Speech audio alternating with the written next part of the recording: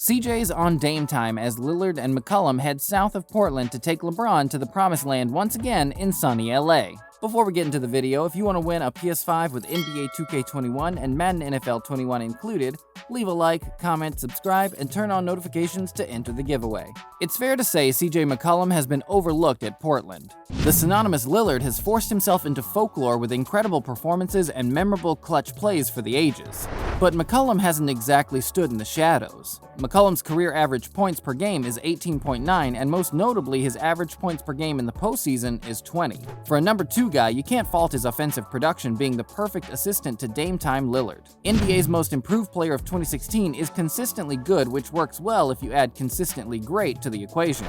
Damian Lillard sits high above McCollum in the offensive end with 25.7 average points per game in the playoffs and 24.7 in the regular season. However, when the man with the plan drops, McCollum is able to pick up the pieces. Lillard has long since argued that they are the best backcourt duo in the league. They are one of 4 duos in history to each score at least 250 points through the first 10 games of a season. You want to know the other 3? Jason Tatum and Jaylen Brown, Steph Curry and Klay Thompson, and Shaquille O'Neal and Kobe Bryant. Pretty good company to be in. These 2 have an understanding like no other, so why split them up? Instead, offer a trade that brings both of them to your team, and happily. Who can create such a vacuum to get this deal done? There's only one franchise shark circling the waters capable of securing such a prize. The Los Angeles Lakers, of course. Pretty much every asset the Lakers have will be involved in trade talks, minus LeBron. Kyle Kuzma gives himself a reasonable price tag but needs to rediscover the form that put him on the map in the 2019-2020 season. His form since then has disappointed most and created stirs that he could be sacrificed in many trade deals. KCP's three-point effectiveness and star playoff performances of 2020 have given his stock a boost. Horton Tucker certainly sweetens any deal, as the 20-year-old could offer huge potential for any team considering his array of talents and unquestionably good field goal percentage. But that's not enough. How do you get Lillard and McCollum in the same trade? You have to offer up a big fish. And there's no bigger fish than Anthony Davis. Many will say it's insane to even put Davis in the conversation. But when you think about it, is it really that crazy? While AD enjoyed a wonderful start to his Lakers career with a championship in his opening season, he is one of the most injured stars in the league. He found himself on the Lakers injury report on numerous occasions this term with ankle, calf, and heel problems. In February, he was forced out for 30 games following an Achilles injury, and although he gained momentum in the back end of the season, he went down early in the playoffs, which eventually forced the Lakers out of contention and out of the playoffs. Known for coming into season out of shape, Anthony Davis could be at the short end of the Lakers' notorious brutal business strategy. And could you blame them? In exchange for some assets and their second best player, they get a clutch Lillard who will guarantee them 25 to 30 points a game and a sharp CJ McCollum whose additional points should put LeBron over the top for yet another championship. LeBron's patience is thinning due to his career clock thanks to Father Time. Every year has to be a winning year for James, so there's little time for trial and error anymore, particularly with players like Davis who seem more brittle than a biscuit. It's not that he doesn't appreciate AD, he'll just thank him and send him on his way. It's just business in a search of a 5th title and a further cemented place in history among the greats. So what's in it for Portland? They'll lose the 2 best players of the last 10 years and a name steeped in Trailblazers history. Of all the famous makes and buzzer beaters, the Blazers will miss Dame time more than anything. But what might replace it could be well worth it. A new beginning. Imagine Kyle Kuzma, KCP, Horton Tucker, a first-round pick, and Anthony Davis. Hell, if they have the space, they could probably pick up Montrezl Harrell or Dennis Schroeder, too. What you'd be looking at is an entire roster that, if they reach full potential, could be competitive for a title in 2 to 3 years' time. Right now, the Blazers look good, but the glitz of Dame time and CJ's magic masks the disappointing playoff runs.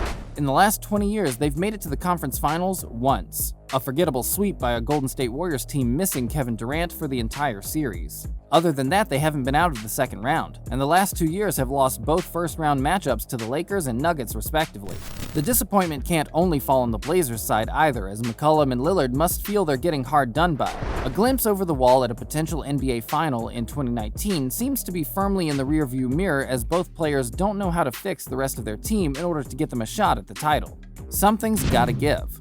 Which is why a blockbuster blow-up trade seems imminent if both sides want to benefit. The Lakers wouldn't be able to get McCollum with some of their smaller assets, let alone Lillard.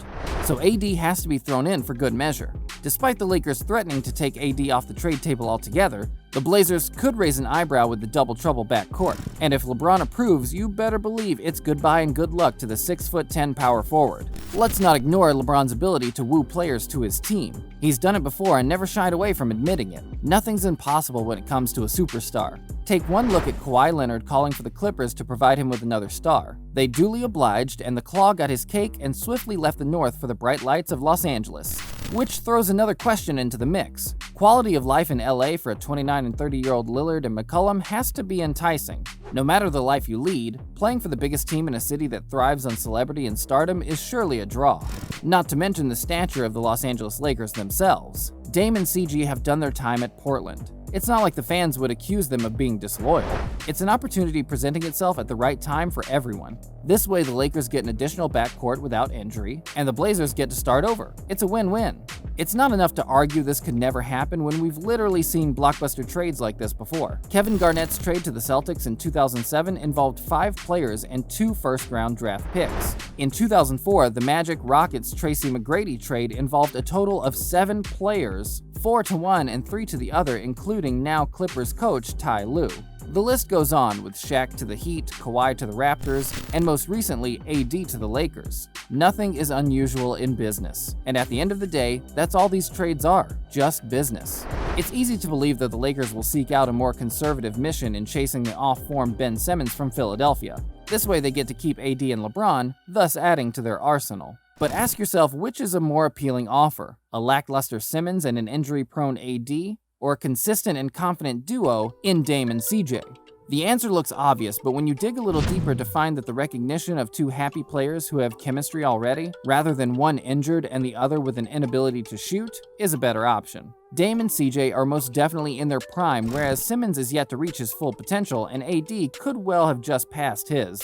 Age is deceiving when injuries are involved, and we suspect there's more to come in what will be a more demanding schedule next year, as the NBA has hinted that it's likely to go back to normal for 2021-2022.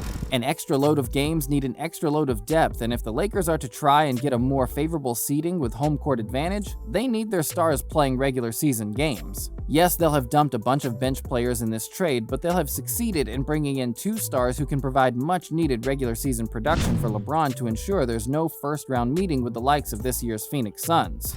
In conclusion, for this trade to happen, proof has to be provided that it's a good deal for all, and so far the only one we can see truly missing out is Anthony Davis. Surely he'd rather stay on a potential championship-winning team than a rebuild roster without any stars. But this isn't about Anthony Davis. Right now, the Lakers revolve around 2 things: championships and LeBron.